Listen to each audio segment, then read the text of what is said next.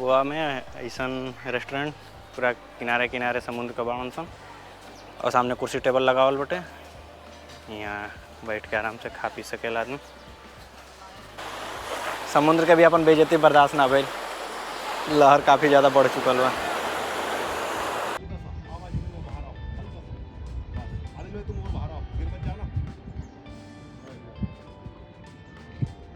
और ये भाई पूरा कसिनो का शहर बाटे पणजी, देख सकेला जा। पूरा शिप बाड़ी सन, बीच बीच में लंगर पड़ल बटे। सुप्रभात, नमस्कार। तो स्वागत बा एगो नया वीडियो का साथ है। अभी हम बानी देश का सबसे छोटा राज्य गोवा में।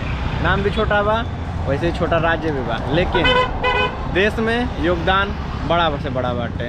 इकोनॉमिकली, ह्यूमन इंडेक्स नंबर, हर चीज़ में गोवा आगे बटे।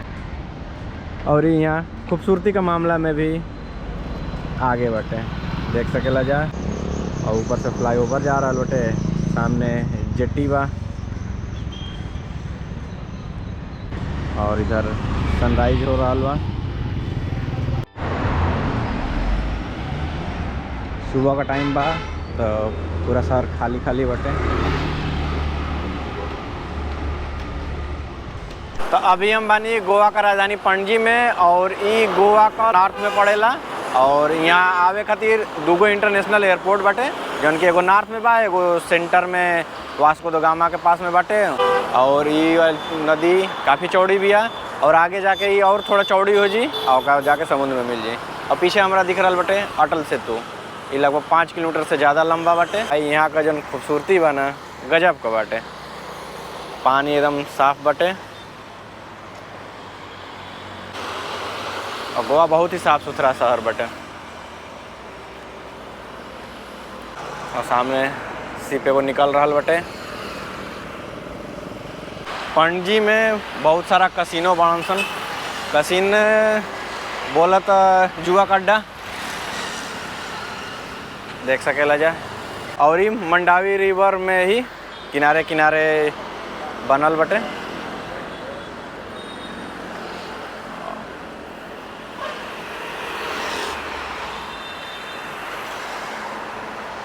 और ये सब एगो पर्सनल एगो शिप यार्ड की तरह बाटे। और ये सामने बिग डैडी कसिनो, काफ़ी बड़ा कसिनो बाटे। और देश का सबसे बड़ा जो कसिनो बाड़न सन तो गोवा में बाड़न सन। और ये सामने काफ़ी पुराना मकान बाटे। शहर में यहाँ काफ़ी पुराना मकान भी बाटे। वैसे गोवा सबसे ज़्यादा दिन तक मतलब गुलाम रहल बटे, पुर्तगीज़ के अंडर में रहे लगभग 450 साल। ये लगभग 16वीं शताब्दी में पुर्तगीज़ यहाँ आई रहन सन, पुर्तगाली बोलल जाला हिंदी में। और यहाँ लगभग 1961 में यहाँ से वापस गई बनन सन। तो 1961 में यहाँ मूल रूप से आज़ादी मिलल बटे। हमने के देश तो 47 में आज़ाद हो गई रहे। और ये भाई पूरा कसिनो का शहर बाटे पणजी, देख सकेला जा। पूरा शिप बाड़ी सन, बीच बीच में लंगर पड़ल बटे, रुकल बड़ी सन। कसिनो फ्राइड यो काफ़ी फेमस कसिनो है। और ये सामने फेरी चल रहा बटे, ये फ्री ऑफ कॉस्ट बटे। एक खातिर कोनो यहाँ टिकट का व्यवस्था नहीं है।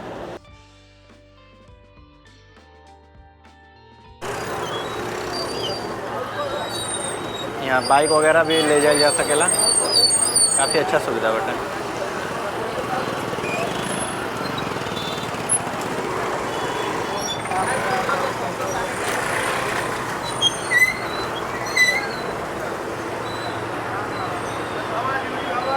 यहाँ पणजी फेरी से आगे बेटिम ऐसे कुछ नाम बटे, वहाँ तक फेरी फ्री चल रहा भी है। कहाँ से कि यहाँ ये साइड से वो साइड जाए खातिर कोनो ब्रिज वगैरह नहीं खे, तो ये वजह से फ्री में कनेक्टिविटी दिहल गई बटे।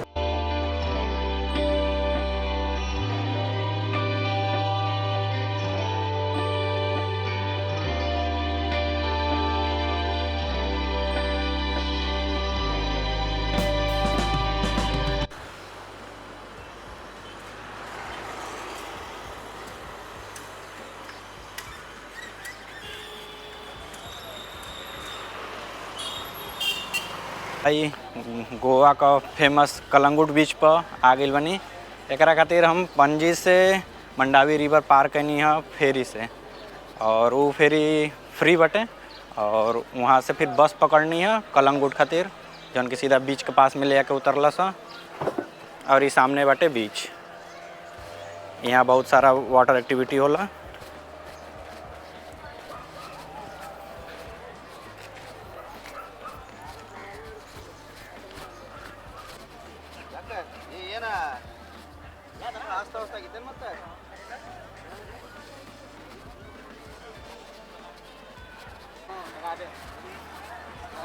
तो जाना था कि गंगा जी का बालू में चलो तो नहीं उतर जूता भर जाए बालू बालू।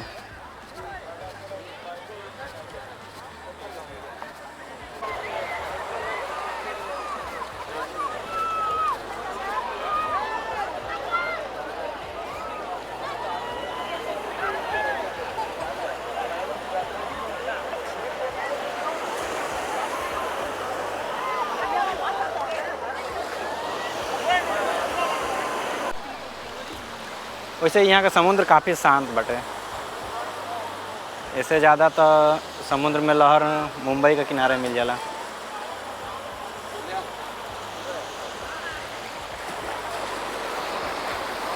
और बीच काफ़ी सपाट बटे, जैसे हमने के यहाँ नदी के किनारे होला।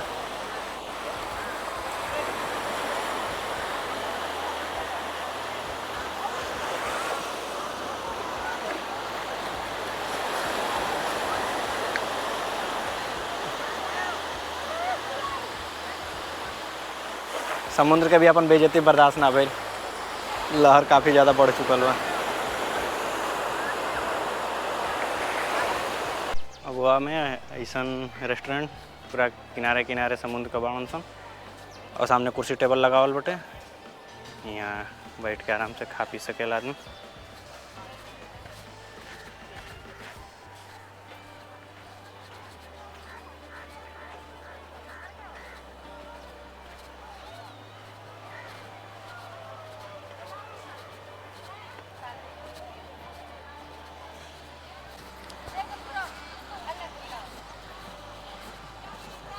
अभी फ़िलहाल भाटा शुरू हो गई बटे, और ये देख सकेला जब पूरा अब पानी लगभग खाली हो चलल बटे, पानी काफ़ी आगे चल गई।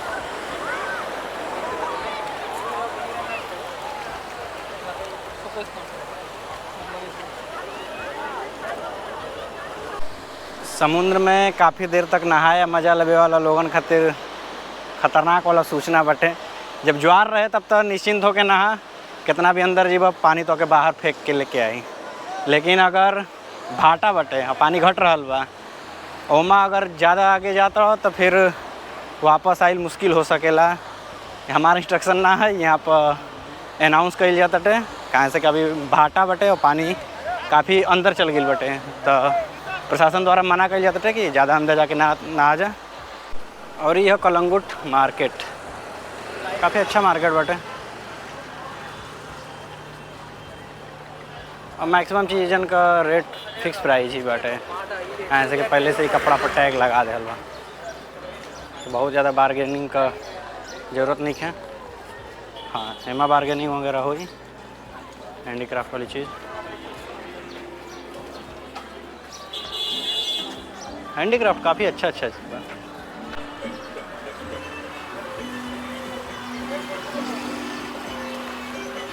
तो अब यहाँ से जा रहा बनी अगोड़ा फोर्ट, जौन की ज़्यादा दूरी नहीं है यहाँ से, मुश्किल से 7 या 8 किलोमीटर बाटे। डायरेक्ट बस यहाँ से मिलती है अगोड़ा फोर्ट खातिर।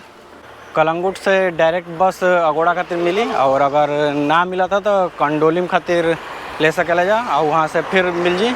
हाँ, लेकिन टोटल बस से उतरला के बाद लगभग 2.5 से 3 किलोमीटर वॉक करके जाएगा बाटे।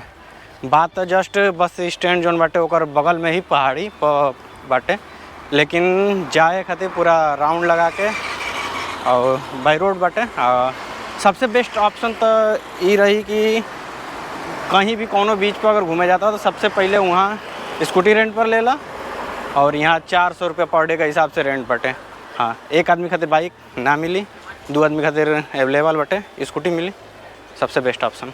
अगर फोर्ट का अंदर निकल जाके बाहर से अगर देखे के बाद तो फोर्ट का किनारे किनारे समुद्र से डॉल्फिन ट्रिप, अगौड़ा फोर्ट और अगौड़ा जेल और मिलेनियर पैलेस एक बाहर से समुद्र के किनारे किनारे बोट द्वारा यहाँ से दिखावल जी। यहाँ से 350 का टिकट बा, नहीं तो फिर इधर से सीधा जाएगा बटे।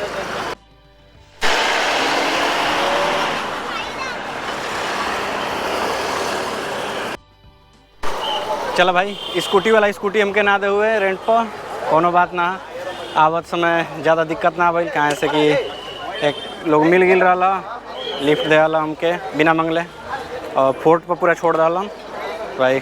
बहुत बहुत धन्यवाद भाई छोड़े खातिर। और अब जाता नहीं यहाँ से टिकट लेवे के बटे और क्लोजिंग टाइम 5:30 बा।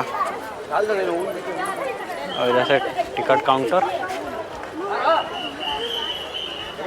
पर पर्सन 25 रुपीज़। चलते नहीं यहाँ से टिकट लेते नहीं, फिर आगे चलते नहीं। अपर फोर्ट अगोड़ा भाई 20 रुपये एंट्री फीस और 5 रुपये AC का चार्ज। चला कम से कम अंदर AC रही, काफ़ी गर्मी बटे। यहाँ से अगोड़ा किला में जाए खातिर बटे रास्ता, और ऊपरी किला के बारे में यहाँ डिस्क्राइब कर गई बटे।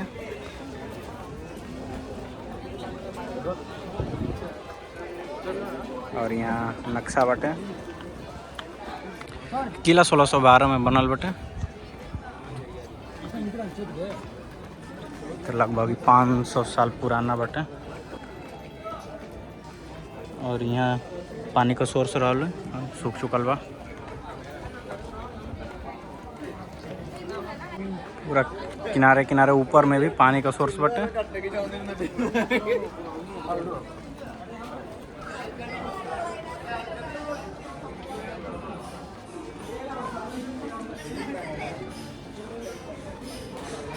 और यहाँ से लोहा का गेट लगल बा।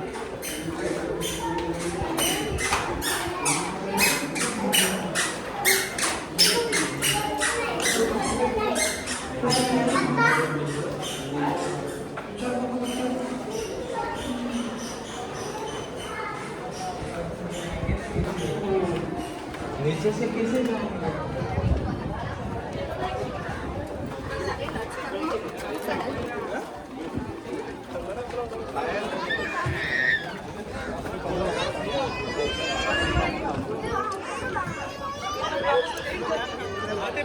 और बड़ा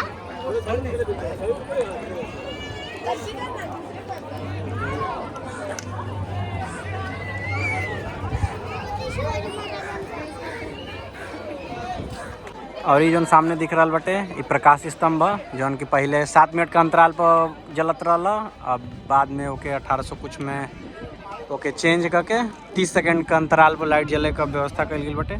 ये उधर से जौन पुर्तगीज जहाज वगैरह आवत रही सन वहनी के संकेत करे खातिर रहा। और ये जौन दिख रहा बा लाल कलर में पूरा जितना चबूतरा टाइप का, ये चबूतरा ना है जबकि एक बड़ा सा टैंक है पानी का। और माई 16 गो खम्भा बाटे और यहाँ से देखल जा सकेला काफ़ी गहरा में बाटे।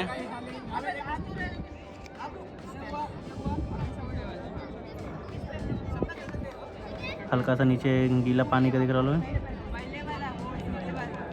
ये पूरा बड़ा सा टैंक बाटे, तो एमा पानी स्टोर करे के व्यवस्था रहा।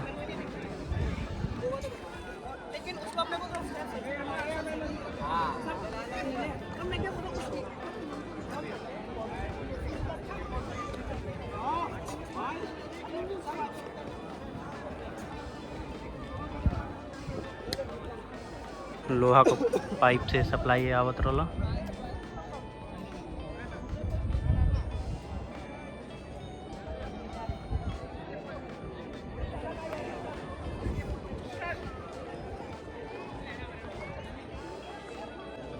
किला का ऊपरी भाग एगो नीचे बा, किला का निचला भाग जौन की जहाज वगैरह आवत लेसन तो हनी का सुरक्षा खातिर नीचे बनावल रहा।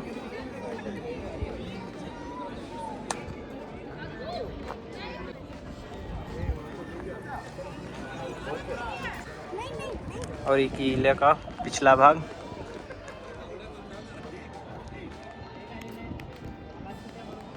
नीचे दिख रहा है मतलब पोर्ट बनल बटे जहाज के रुके खातिर।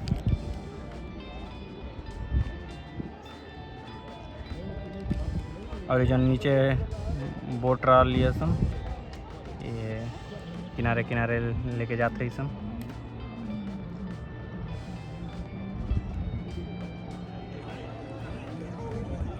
और यहाँ से पोर्ट के किनारे दिख रहा बटे। और ये नीचे वाला हिस्सा में कुछ घर वगैरह बनल बा। दोनों ओर से देख सकेला जा। नीचे वाला भाग भी अलग किला नुमा दोनों ओर से किला का दीवार बटे।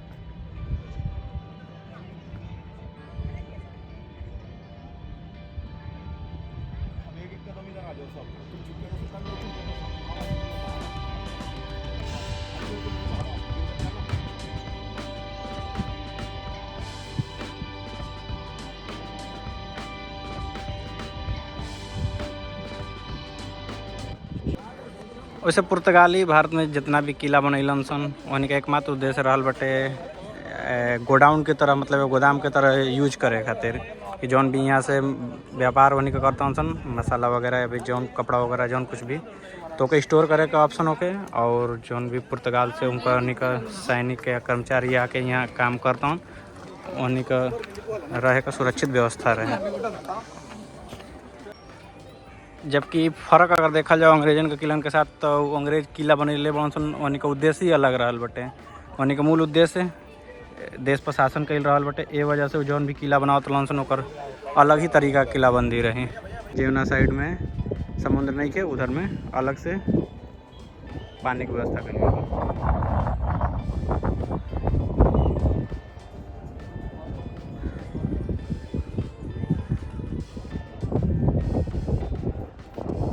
और सामने ही तिरंगा दिख रहा बटे।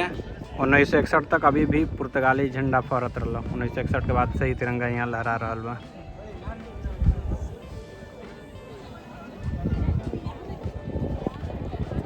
फिर से बता दें ये वाच टावर है और ये जन सामने दिख रहा बा ये वाटर टैंक का पूरा जितना बड़ा बा। अब हम आ गए बनी अगौड़ा जेल के पास में। और ये बाटे जौन किला रहा से निचला वाला हिस्सा में। और यहाँ से अब जाते नहीं टिकट ले। यहाँ से टिकट ले के बाद ये मेन डोर हो यहाँ से एंट्री हुई।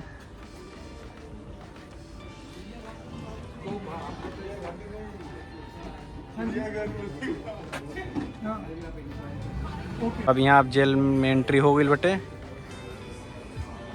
और ये जेल का मेन गेट है। और ये भाई हमके मिलल बटे कैदी नंबर 10/459।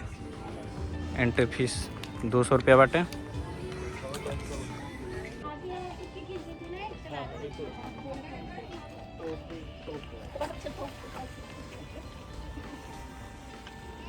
ये सामने जो दिख रहा बटे ये जेल वार्डन का गैलरी बटे। और ये सामने मेन गेट जहाँ से कैदियन का एंट्री रही। अगौड़ा जेल निकल बा हेरिटेज ब्लॉक। और यहाँ से सीढ़ी बनल ऊपर जाकर दे। और इधर समुद्र का किनारा एकदम काफ़ी निचला हिस्सा में बनल बटे प्रिजन सेल। और यहाँ लिखल बटे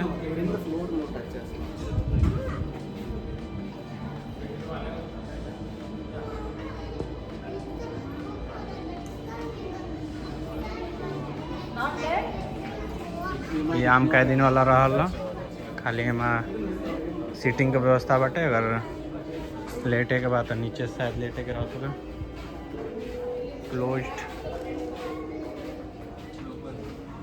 पूरा जेल की म्यूजियम बना दिल गई बटे। ओपन कुछ कुछ चलता बाकी बंद बा।